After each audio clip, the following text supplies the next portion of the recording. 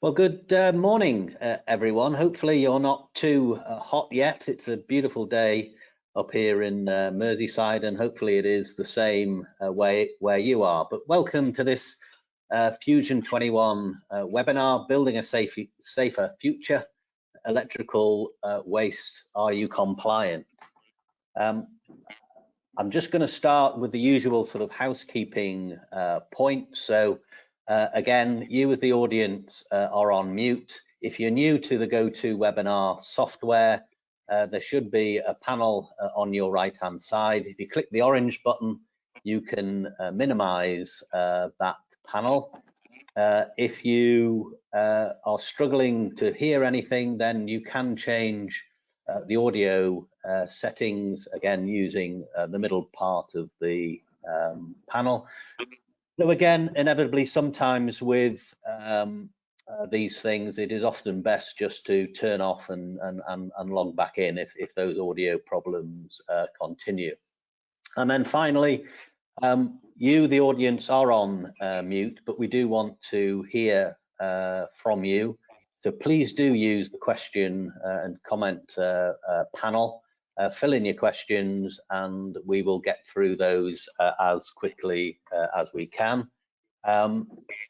In terms of this topic, again, we've chosen this because it is becoming a key issue, particularly in terms of procurement that we do as Fusion21, but we know generally in terms of how you, our members, are starting to take forward this issue and how we're dealing with waste management. And one of the things I think we're all clear on is perhaps, do we really know what our roles and responsibilities and what those legal responsibilities are? So over the next hour or so, we've brought in a panel of experts to help us through that conundrum and to provide you with the up-to-date insights in terms of what you're all required to do and how we can get that moving going forward. So I'd like to welcome, in terms of the panel, we've got Shaun Donaghey and Liam Allmand from Waste Experts. Unfortunately, Shaun and Liam have had an issue with their camera, and so you won't unfortunately be able to see them on the screen. But hopefully you will be able to hear them perfectly well when I hand over to them.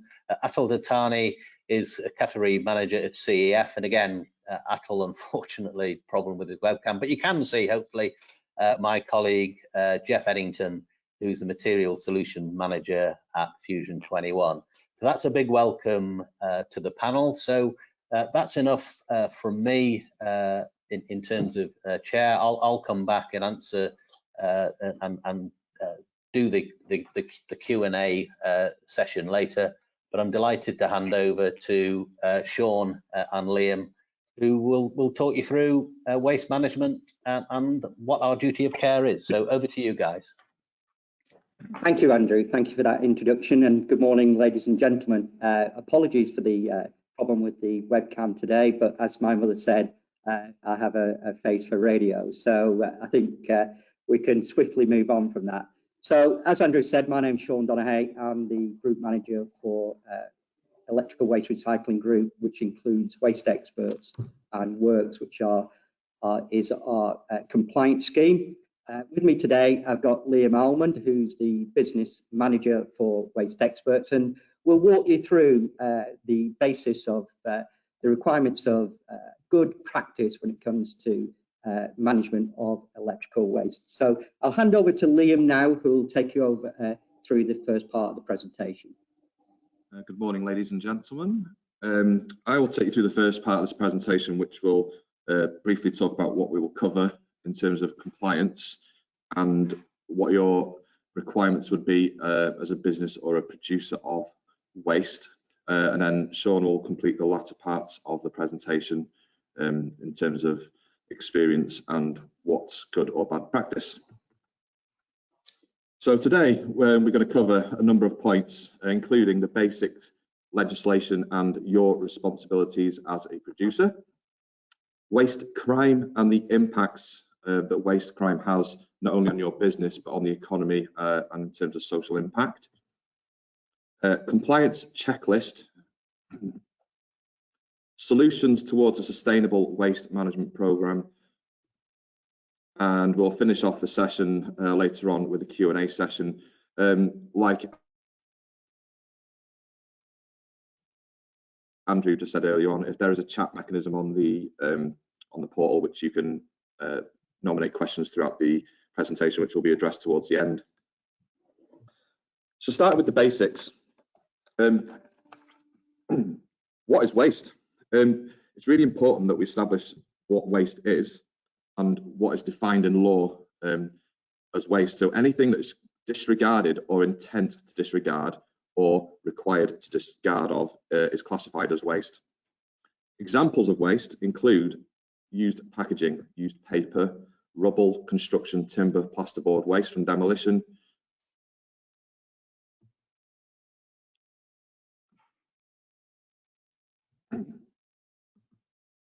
trade effluent, wet and sludge waste, including water from compressed air equipment, old pieces of electrical equipment, which we'll go into in more depth shortly. And once a substance or object that has become waste, it will remain waste until it has been fully recovered and is no longer possesses the potential threat to the environment or human health.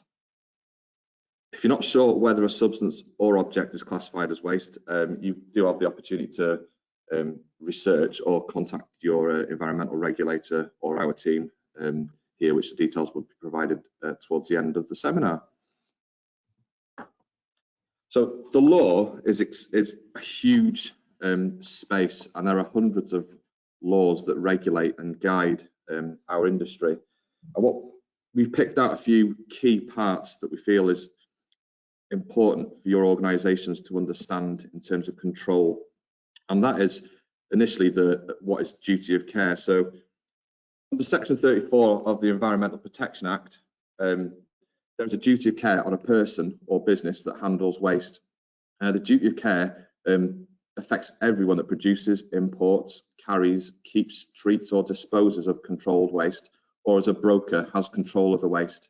So anybody who creates the waste on a site have the obligation and the duty of care to ensure that when that waste is collected or moved, that it's collected by a registered carrier and it is taken to a permitted treatment centre. Just as a note on there as well, post-Brexit, there are now other obligations as a business under the net zero carbon and the UK government initiatives that are being imposed on the environmental sector. Who does it apply to? Waste applies to anybody who produces it. It's as simple as that. It applies to anybody that carries it or transports it, and it applies to waste dealers or treatment processors. It applies to waste brokers, who are very often sometimes the middlemen or women in the organisations that move waste around the country, waste managers, and in real terms it applies to everybody who is involved in the chain of waste management. What's important is how the waste is described. So whether it is hazardous or not, whether that hazardous or non-hazardous waste carries the correct paperwork, and really importantly, the information required on that paperwork in terms of audit on your own businesses, applying the correct European waste code, which is the determining category of that waste and how it is therefore managed afterwards. Or we can apply a methodology where a waste management company can do this for you. One of the regulations that is very important within the sector that you guys work in is the Waste Electric and Electronic Equipment. There's lots of acronyms in the waste industry. So the WEEE Regulations Act. This act became law a number of years ago, but it replaced a historical act in that the country and the obligations of the country have now become more important. It puts in place a guidance for electrical waste going to landfill and being illegally disposed of. So failure to comply or improve or follow the regulation now renders individuals and or organisations to be liable for prosecution, resulting in unlimited and substantial fines or imprisonment. Responsibilities of the waste producer are quite simple in that all UK businesses have a legal duty of care to store, transport, dispose and document all their waste compliantly. Improper storage or any of the above is no longer an option. Legal paperwork, including standard waste transfer notes for non-hazardous and consignment notes for hazardous waste, must be kept on site or within the organisation or electronically for a minimum period of 3 years now.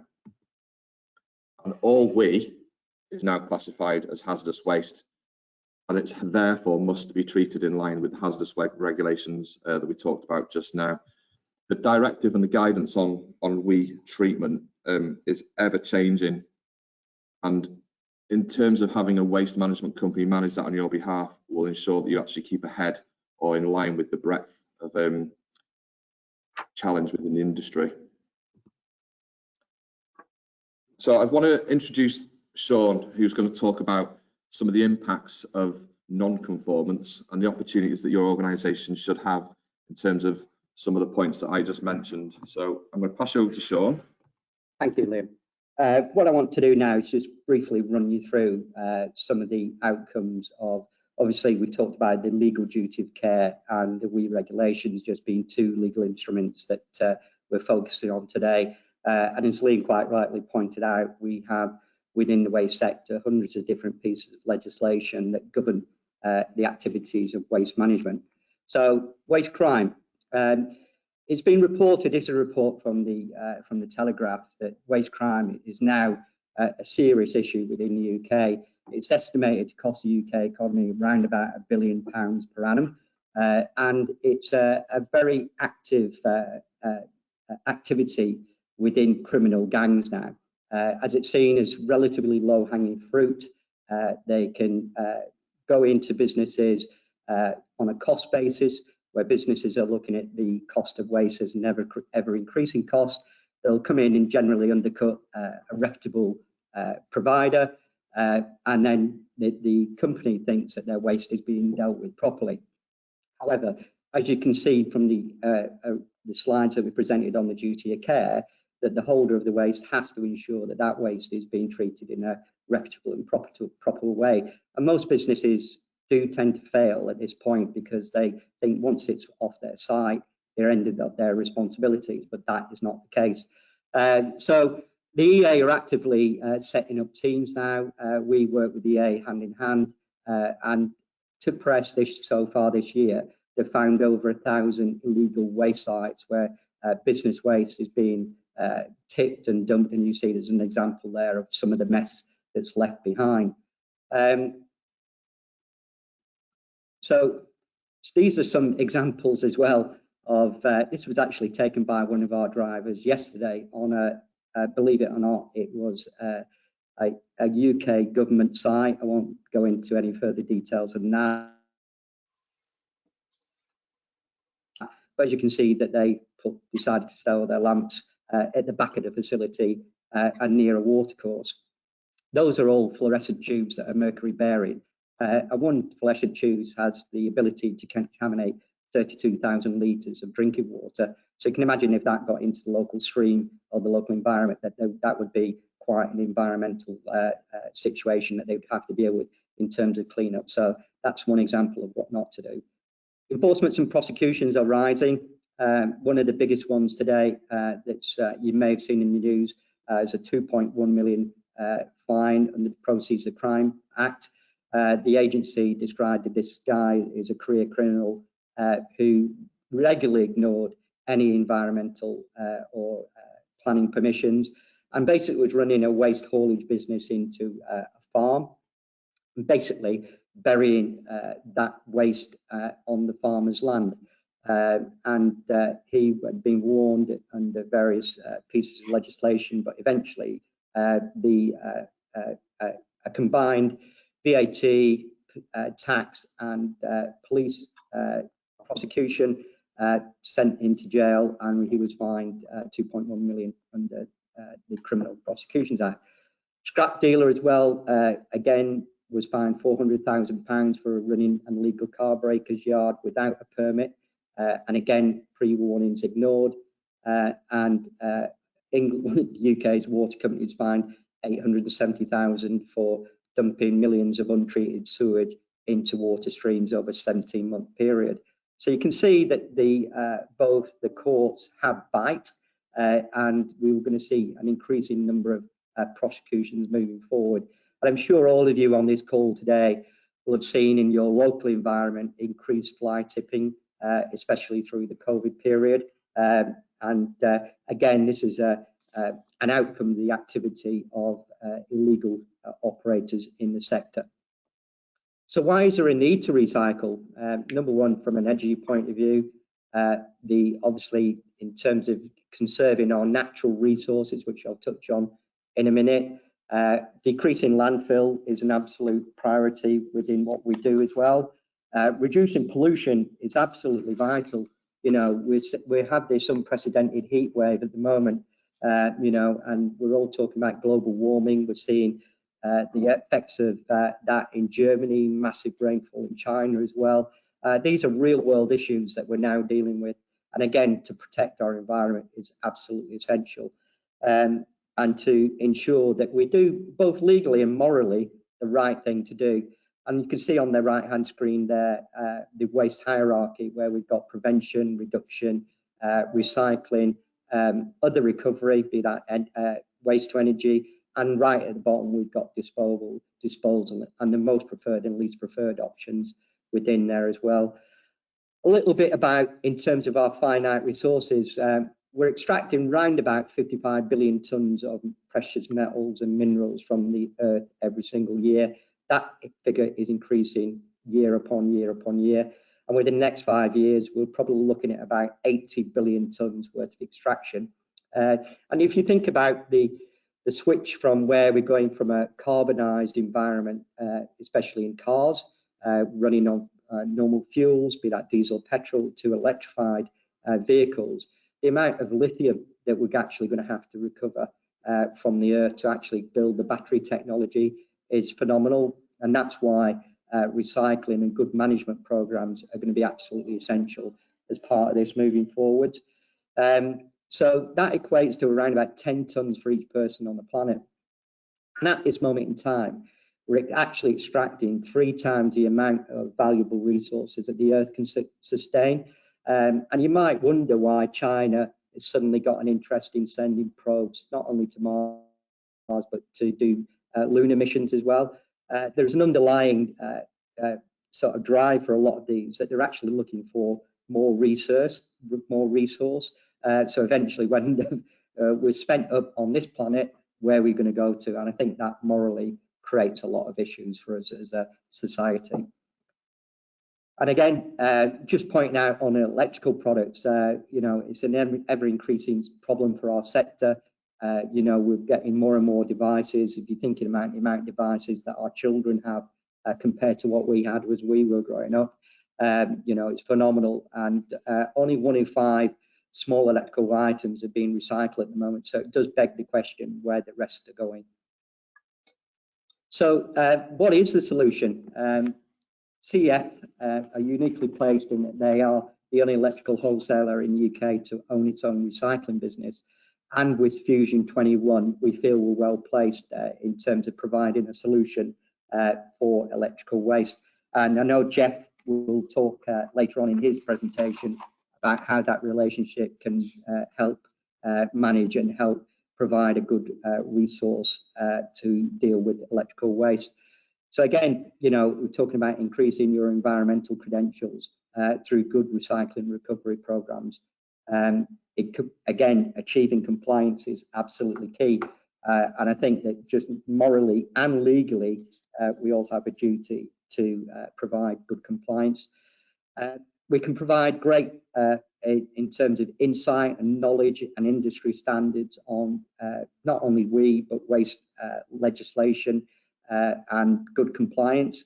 We sit on a number of government committees that deal with waste management, so we're at the cutting edge of where legislation is driving.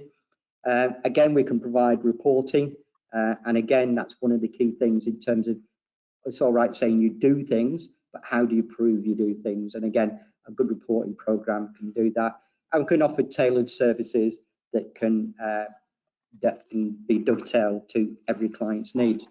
So what we can do, hope you'll like this one, is make it as easy as 1, 2, we. It took me a while to work that one up, ladies and gentlemen, but anyway. So first of all, what we do is we can provide you a set of containers for your site or your client site, where you can actually effectively store and save the electrical waste that is generated by that site. Once those containers are full, could simply collect or exchange those within a 6 working day period, and that's UK wide. And once, or you could potentially use one of the 390 drop-off points at the CEF branches throughout the UK. And 3, simply when all that's done, we'll not only recycle and recover all those materials, and our recovery rates, some of the highest in the sector, we're generally recovering around about 98% of the electrical waste that's presented to us. But we'll also save electronically all your duty of care paperwork and recovery information, should that be needed for a 14001 audit or an environmental audit by the EA. So just a quick reminder again, storage is absolutely essential. Recycle, reuse, or recovery is the second part of the chain. And the third element of good compliance is good paperwork and record keeping. And remember, doing nothing is no longer an option. We all have not only a legal duty, but an ever-increasing moral duty to protect the valuable resources that we're extracting from the planet. So we'll now hand over to Andrew for the second part of the presentation. Thank you. Yeah, thanks very much, Liam and Shaun, for that really useful introduction in terms of the legislation and outcomes. And yeah, I think that was really useful. So I'm now going to hand over straight away to my colleague Jeff Edginton, who heads up our materials solutions. And again, Jeff's going to talk you through how some of these changes in legislation is affecting what we do and how we use that to support our members. So Jeff, over to you. Good morning. Thanks, Andrew, and thanks, Liam and Shaun. I think it was really interesting to highlight the things. What I wanted to do really was to actually demonstrate how Fusion21 as an organisation and our links with our merchants see the importance of waste management. So if you can flick on, please, Andrew, the first slide. So what I wanted to show you was that we have a very clear commitment to waste management. We consider it's got a social and a legal and an economic and an environmental implication, which we need to bring to the fore on behalf of our members and ensure that our merchants are absolutely committed to what we are trying to promote. And this is just an extract from when we actually launched our materials framework back in November. Prior to that, we obviously went through the normal OJU process. And this was a question that we actually posed to all the merchants that wanted to become involved with our framework. And as you can see, we placed quite a high weighting on this of 7.5%, and very clearly asked the questions, not only of what can you do, but what do you do? We wanted clear evidence that there were sustainable solutions available, not only just disposing of the waste, but making sure that it is legally dealt with in the way that the guys have described just a few minutes ago. And as a result of that, we had obviously a very strong supply base, a merchant base, and we wrote the framework agreement. So if we can flip on to the next one, please, Andrew. And this is the actual clause that's contained within our framework agreement with every merchant that is on our framework. So, you know, we asked that you must have your own environmental and sustainable policy to perform to make sure we reduce carbon footprint. You must be able to assist our members in looking at the way they can perform environmentally and sustain the goods that might be improved by all the kind of different ways, like packaging and reducing the waste, making sure we've got the things packaged correctly, that is biodiversity and things like that. So this is part of the framework agreement that every one of our merchants has signed up to. Very, very clear message that we won't have, you know, a second place. This is very high on the service agenda, and is part of the reporting process as well that we do with any contract. And as a part of that, if we flick onto the next one, Andrew, this is an extract from an actual live tender specification that we have out at the moment that has been issued. And I wanted to show you this because it is a live one. It is a major tender that is out there at the moment, awaiting proposals. It's going through the process, but hopefully it demonstrates our commitment and our merchants' commitment to making sure that we protect our environment, but also that our members are not at risk in any way to legislation or possible repercussions of not adhering to the rules.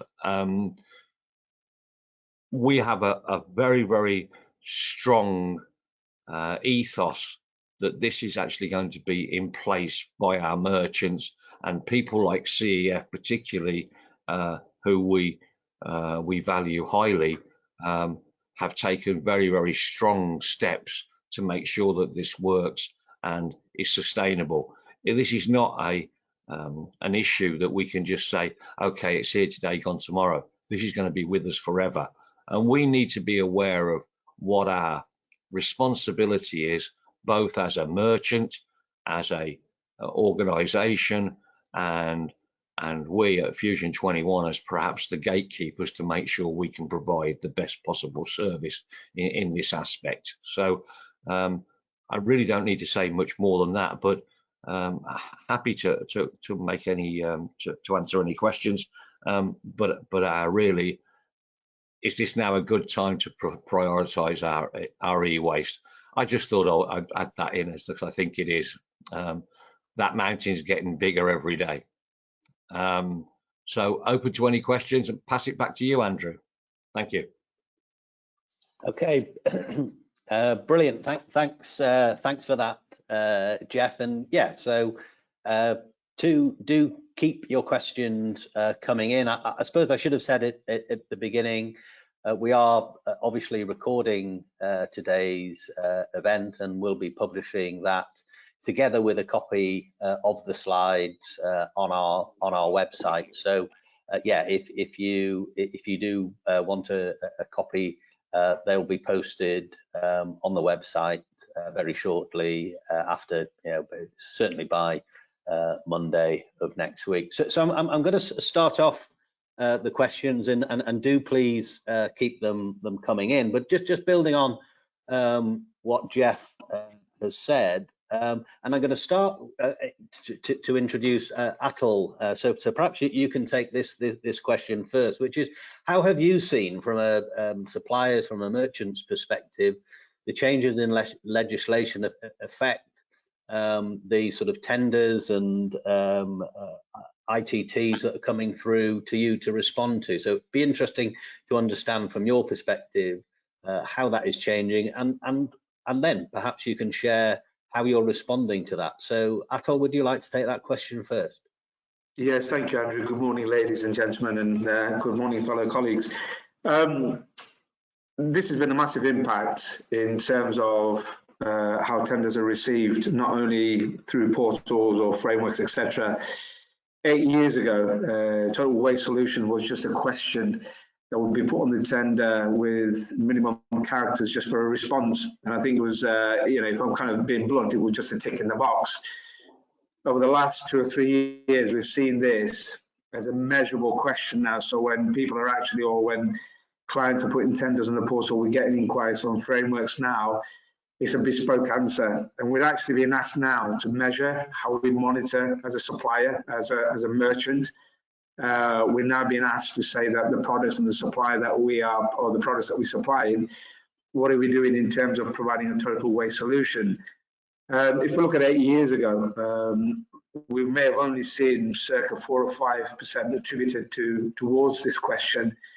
The last tender we did, it was weighted almost as 20%. So if you do the maths, you're talking about 4 or 5 times as much now is being put on the tender document.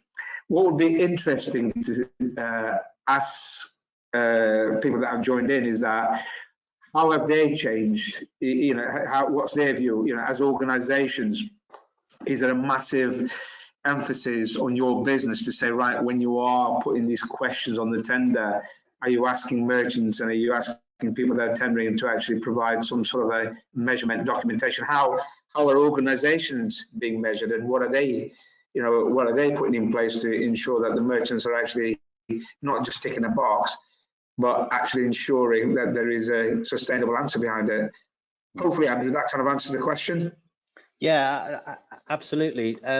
Jeff, do you want to? I know you raised it in your presentation, but again, just a sense of for example, and I'm not wanting to be patronising here, but somebody who's been around the block a bit like myself. How you have seen in terms of servicing members' interest, and again, yeah, please to the audience, please do share your thoughts and how you've changed your own tenders to take the waste management into effect. So Jeff. Yeah, I mean, certainly, and yeah, you're right. I've been around the block a few times, so I've been up against it, and I do agree with Atul that some years ago we all talked about, we've got to get rid of waste and things like that, but did we really take it seriously? Probably not, if I'm honest. And I think certainly over the last 3 or 4 years, I think things have become more high profile. I think generally in the media, there's been a lot about fly tipping and things like that. But I think I can remember a case some years ago, Atul, where you and I actually had to work out a way we were going to get rid of tubes. I don't know if you recall that one, but a project we were on, and it became a very, very big issue as to whether or not we could deliver that and how we did it. And in the end, we found a response. And I think now, when we write RFIs and we write RFQs and we write an ITT, it's part of the questions. But I think what's more important is not the fact that we ask the question, but we actually see it being delivered, and it's a measurable service provision. So much more it is, and we actually do it.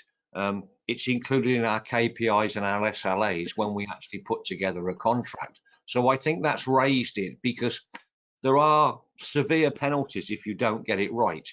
I see our role, the Fusion21 role, being the people that make sure everybody is compliant in every way, and protect our members as much as we possibly can. And therefore, having people like CEF and the waste experts at hand, we are very, very aware of what the legislation is, which changes on a regular basis. And I know that the government themselves are actually very, very aware of it, because, as you know, Andrew, I'm involved in something with the government at the moment, a project, and waste has been put high on that agenda. I think our role is, sorry, go on. Sorry, I was going to just say, Jeff, sorry to interject, Jeff, I was going to just add something on there. Look, if we're all honest, nobody really wants to break regulations and rules, and I think more than anything else, this is awareness. So we don't literally get up every morning to think, right, we're not going to follow compliance. I think where waste has changed is right from the moment a product leaves a manufacturer or a merchant store to that product sitting on the operative's vehicle, to that operative then replacing that product and deciding, right, okay, I've got a set of lamps, etc. How's that transportation of lamps now going to an authorized merchant or an authorized organization that can recycle the waste? So it's become an ownership responsibility from everybody, from ourselves supplying that material and banging the drum and saying, you know, to a client saying, look, when you do take this, you do realize there's a compliance element. When you do replace a product from your tenants, your clients, etc., and you take the old products back into your vehicle, there is a compliance route in ensure that you are transporting that waste. You know, we are taking that back. So if you imagine the whole process, there is a big compliance piece. And as I said earlier, I don't think it's people's neglect. I just think there has been a lack of knowledge and education behind this. Now that the government are putting fines behind this and actually, you know, putting prosecution, it's actually raised this profile quite a lot. Sorry to interject. I agree, Atul, but I think it's and this isn't the responsibility of just the end user. It's all of our responsibility right from the very beginning. It's how we package things from, you know, your supply chain. So it's you managing your supply chain right down to the manufacturer level, be it yourself or somebody else, and following that ethos all the way through. I don't think for a minute people neglect it. I just think that not everybody is totally aware of what the implications may be. And I see that as the role of ourselves and people like yourself, the merchant base, even the manufacturer, to make sure we have biodiversity and we are able to have degradable packaging in whatever form. And that things like tubes and lamps, things like that, are disposed of in a responsible and correct manner. Because by experience, I can tell you that I was once caught on something that should have been disposed of in a particular way by our agent and wasn't, and we actually paid a fine for it in my previous life. So yeah. I've been there and I've seen it happen. Wasn't me that did it, but we were responsible because we were the user, you know. I agree. Jeff, I'm just going to bring Shaun or Liam in. Have you got anything in terms of that? You know, how this has become more important in this sort of tendering process? Yeah, thank you, Andrew. From our real world perspective, we're seeing an increasing demand for higher compliance across the piece. And obviously good environmental management, not just waste in particular, but, you know, be that carbon, be that, you know, how you interacting with your social value, etc., etc. There's a higher emphasis from lots of organisations ensuring that we create a better environment across the piece. So certainly, you know, I'd say I'd definitely support the guys in their earlier statements in 3 to 5 years ago. You know, simply it was a cut and paste job on most tenders, and there was an amount of greenwashing going on and saying that people were doing certain things and certain activities, but there's a lot more scrutiny being placed now in terms of what businesses require and what a client wants to see ultimately. You know, and I think that as a society as a whole, we're certainly being pushed by the millennials now in terms of what the requirements are, in terms of what society and what we want to see the planet doing. And we might all think that, well, what's it got to do with me? Well, it's got everything to do with every single one of us. Every individual on this call today can make a difference and will make a difference through good waste management, good environmental practices, and in reducing our demand on the planet as a whole.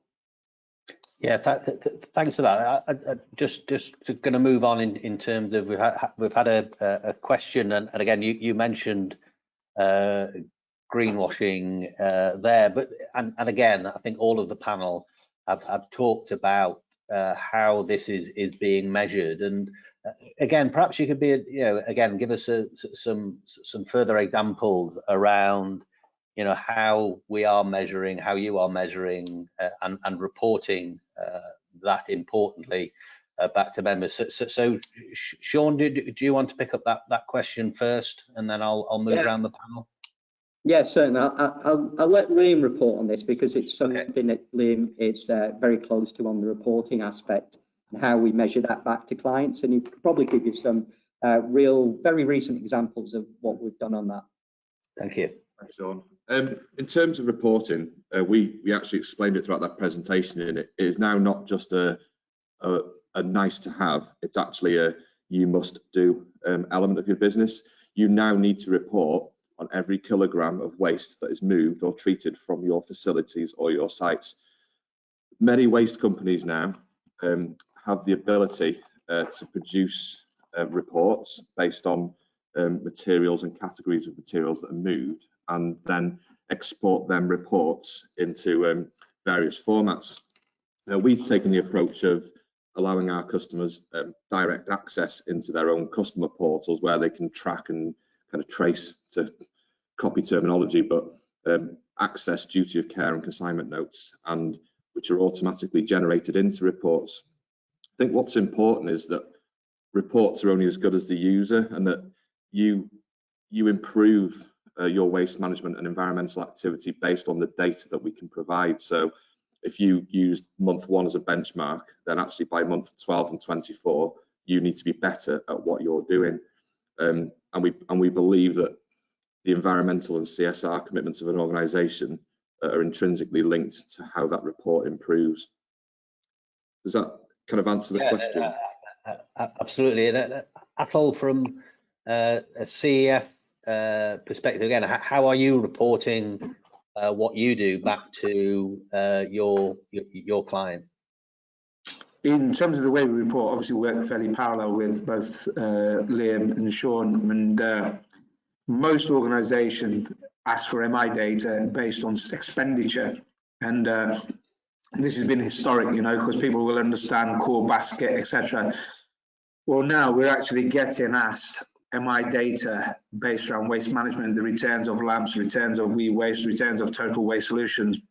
But it's gone a little bit further now, and we and most organisations that are on today will understand advanced stock solutions and the ability to do that first time fix, etc. Well, now organisations are reaching out to us and saying, well, can we actually now put waste management and as a part of the advanced stock solutions? So when operatives are actually coming in to collect their advanced stock solutions, can we now line that up with them dropping their total waste solutions, whether it be lamps, batteries, etc. So therefore, that is minimising the number of return visits for the operatives. So they're not only using the MI data for efficiency, they're not only just using the MI data to try and make sure that they are ticking that sustainability box and doing good for the environment, but they're also using the MI data and the advanced stock solutions to make operatives a bit more efficient. So from our perspective, Andrew, and everybody that's on the call today, it's become quite high on the agenda for an, you know, as I said, apart from ticking all the other boxes, but more from an operational efficiency as well, Andrew. Hopefully that kind of answers that question. Yeah, absolutely. So they're not just you're giving them a solution to not just putting it in the tenant's wheelie bin before they come back to pick up the next lot of things. But yeah, I think we know that happens. I think, you know, Andrew, you raise a really valid point there, and I am sure I'm not saying that everybody that's on the call today and their operatives does that, but I have heard horror stories where people have said, "You'll never believe this. We found vectors in bins, and we've found waste lamps which contain mercury. I believe Shaun, and that have been found in tenants or clients' bins, etc." So what the MI data is doing for the clients is that they're reviewing it on a weekly basis. So they're actually saying, well, hold on a second. If we are buying this many items, what has actually happened to the items that have been replaced? So as a part of the toolbox talks, most organizations that are on the call will probably may or may not agree that health and safety is always at the top of the agenda when they're doing toolbox talks with their staff.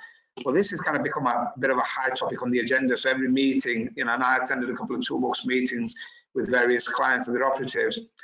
And it was opened up with health and safety and waste management, you know, saying that, well, hold on a second, if you've installed 30 detectors this week, what actually happened to the 30 that you took off that were faulty? So they're using this not to beat their operatives with a stick. This is used more to say, come on, this is best practice. We know as an organization we're responsible. We can't just leave items in people's wheelie bins. We actually do have to bring things back. So they're using this toolbox talks as an awareness thing rather than a beat with a big stick scenario. It's all about enhancing. It's all about improving the service. It's all about being compliant. So that MI data we supply has been, it's been very well received. Certainly, that's the feedback we get. Atul, if you don't mind me interrupting, I'd like to just kind of reinforce that.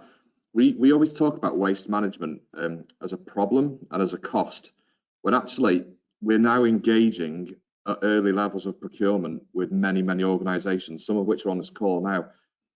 Prevention's better than the cure. So we're actually finding now that in procurement exercises, they're already asking, what are you going to do with the waste and how are you going to return it, or how are we going to imply a methodology to removing that waste. So if anything else, we're actually seeing it as becoming more of a sales opportunity now, because the ones with the best responses or the most compliant responses, we are finding are the ones that are winning the business now as well. So whilst we're always the last one to be considered in terms of waste management, we're now seeing with the forward-thinking organisations that this is now becoming a pivotal part of award.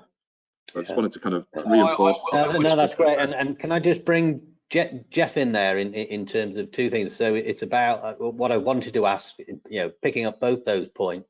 So from a Fusion perspective, in terms of our assistance to members in terms of helping them through that sort of measurement, but then also in terms of the way in which we are assessing, and in terms of when we set up the framework, our assessment of those solutions and how we've then evaluated it. So perhaps you could pick up those 2 points, Jeff.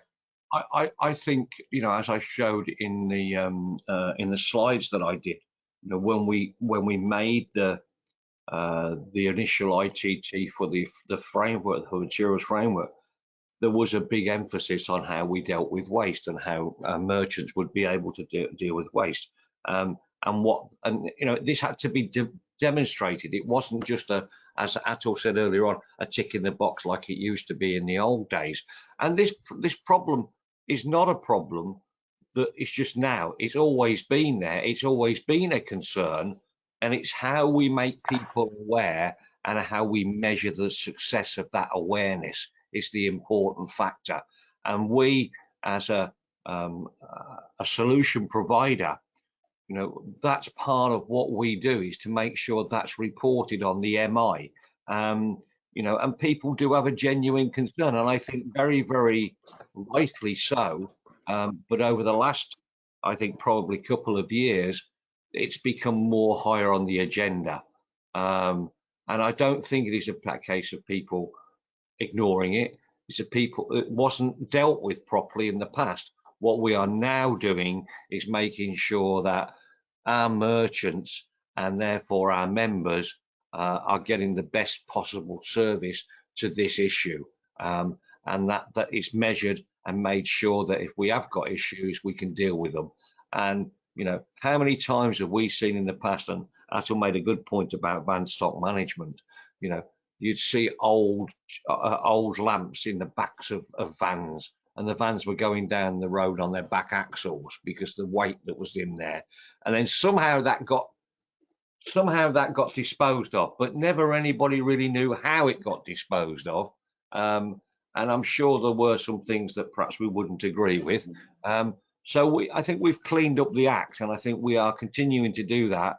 And I think through the MI and included in KPI and included in contract helps that sort of progress. So hopefully that sort of answers what I was talking about. Yeah, excellent. I want to move on to another sort of topic in terms of questions that have come through, and there is a sense of everything in life, there is a cost to it. So in terms of these additional requirements that are now placed on Fusion members and on the industry generally, who's paying for all of this, and how is that being incorporated in what you do? Shaun, do you want to take that question first? Yeah, certainly. I think just picking up on Jeff's last point there, in that somehow in the past that this waste tend to disappear. I think it very much a hidden cost in previous years, and hidden costs in terms of your P&L, but probably a real cost in terms of potential environmental impact and damage. And it's like all this transition and change, we're moving, you know, our society from a carbon-based technology system to, you know, hopefully a much more sustainable, greener energy based system moving forward. So there are, while technology changes, there are going to be cost implications of that, because I think, you know, that people didn't actually realise in terms of what was happening in the past with their waste management practices. So whilst there might be an initial cost burden, one of the things we always look for, and it was touched on by Liam earlier in the presentation, is ensuring that we benchmark activity, be that in terms of waste management activity, carbon offsetting, you name it.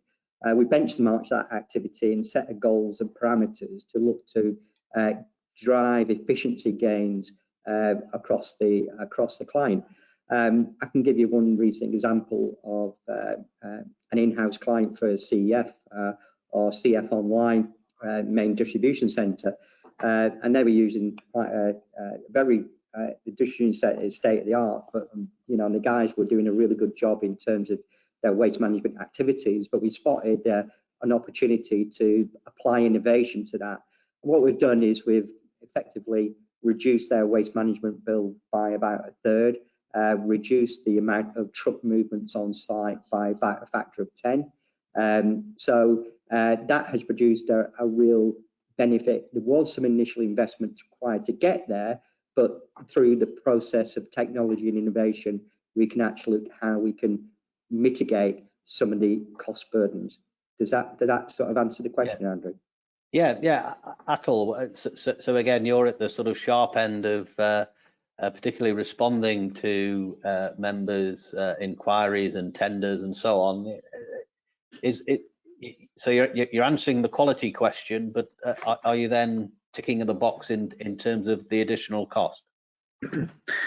Thanks, Andrew. I totally accept that. You know, somebody's got to pay for it, and you know, sometimes it becomes a situation where, you know, people feel, you know, shouldn't feel bullied to pay. Should be feel bullied to pay a cost that they need to generate from elsewhere. So first of all, Andrew, I want to make something clear that the cost that a merchant, somebody like ourselves, are charging is only for a compliance documentation. This is not something that's a profit-driven opportunity for, you know, organisations like CF to say, great, you know what, the government now put these legislations in place. People that don't turn around and follow this, there's a prosecution behind it. And so we are certainly not become ambulance chasers to say, great, here's the chance to make this a profitable situation. I can't answer this question for every single merchant, but certainly from a CEF perspective, the cost that we apply is for a documentation. It's a documentation called the consignment note that we have to supply every single member, or everybody that brings in a total waste, or everybody brings in waste. So that's the first thing. You know, those charges are not down to us. Yes, there are charges, you know, assigned to collections and things such as that, you know, when we're looking at containers. But the reality is that when you outweigh that cost against the possible prosecution charges that they may pay, you know, it doesn't even bear thinking about, Andrew. So I think the cost is negligible. But the other side of it is that the cost is going towards looking at the way we can recycle a little bit better. So hopefully in the long-term process, manufacturing might become a little bit easier, more competitive. So it's that 360 thing, Andrew. Yes, you're paying for it up front now, but over the course of the period of the next few years, it should improve the way we produce things. Yeah. So hopefully that kind of answers your question, Andrew. Yeah, absolutely. I'm sort of conscious of time, panel and audience, and so I'm going to finish with one question to each of the panel, and it's, you know, if there's one piece of advice that you would give our audience in terms of how they deal. I'll start with you, Jeff. I didn't get the back end because I lost the back end of the question. Apologies. What one piece of advice would you give to our audience in terms of how they deal with waste management in their tenders? I think I can answer that in two ways. One is have the right supplier, and secondly, make sure your contracts are absolutely compliant in all aspects, including the disposal of waste. And as a part of that contract, make sure there are measurable targets to be hit on the KPIs. And that would be my advice. Don't you leave yourselves open. Thank you, Shaun, and then Liam. Yeah, certainly, Andrew. I think one piece of advice from me is that go back to the beginning of our presentation, and that ensure that you know and understand your requirements of duty of care, and that you audit your downstream waste management companies. Okay. Hi. Yeah, my piece of advice is taking a different approach to it, in that use waste management activity as an opportunity to sell to your clients. Ultimately, this industry, your industry, is driven by revenue and sales. So use this as an opportunity to be the best and be educated in relation to waste management. Excellent. And then finally, Atul. Clearly, Andrew, you've saved the best to last, but most of everybody's stolen the best ideas. No, I just kind of want to summarize the points that everybody said. You know, compliance has become a big topic in everybody's final notes, etc. But if I was saying anything, as clients, you have a choice, and exercise that right to have that choice by saying, when you are putting a tender out, don't just put a tender out expecting a merchant like ourselves just to give you a pacified answer. Yes, we have something in process that we do, there's a waste process. You know, push the boundaries a little bit further, and demand, and I use the word demand, you know, merchants and suppliers to give you evidence to show you how they're protecting you as a client in terms of total waste management, and what information they can provide you. So I would really extend that question and just say, right, don't ask just a question about total waste management. Ask those tenderers to actually prove how they monitor it, because at the end of the day, if they don't protect you, how can you protect yourself? Yeah, excellent. Well, that's a really great point in which to finish. So I really just want to do two things in concluding. I want to thank the panel. So Liam and Shaun from Waste Experts, Atul from CEF, and my colleague Jeff from Fusion21, and thank you, the audience, for bearing with us, for being there. Hopefully you can all go and get a nice cold drink and enjoy the rest of the day. We will be back in touch with future webinars at Fusion21. So thanks all for attending this morning, and have a great rest of your day. Goodbye. Thank you. Goodbye.